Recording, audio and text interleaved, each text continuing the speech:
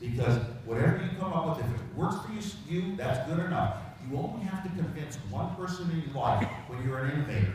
You've got to convince yourself that what you're doing is right and good. You don't have to convince other people. If they don't buy it, they will someday if you are correct.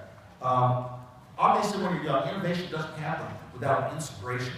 Wanting to do things is the most important thing in the world. I was a teacher for 8 years, secret with no press, you wouldn't hear about it, teaching young children how to use computers for all their school subjects.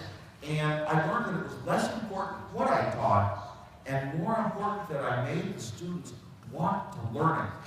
And any student that wants to learn something will do whatever they can and figure it out because they want to. It's that internal desire. So that's very important, and you get that a lot from heroes and inspiration when you're young. You read books, you watch television.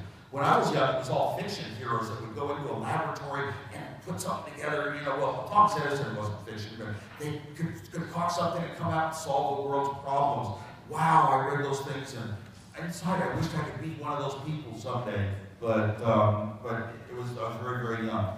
Now, funny thing is, by high school, stumbling into little discoveries by accident, I got to where I could design any computer in the world. An IBM computer, a digital equipment computer, a Marianne computer, a Hewlett-Packard computer. I could design it in 2 days in my bedroom all alone, on paper. The first time it took me many, many weeks to figure out how do you put little tiny thinking elements, decision elements together and make them in the end be a computer. It took a long, long time at first, and then I got skilled, better and better at it. And since I had nothing else to do with my spare time, I would always sit down to design computers. And I would design the same computers over and over and over, but making them different, making them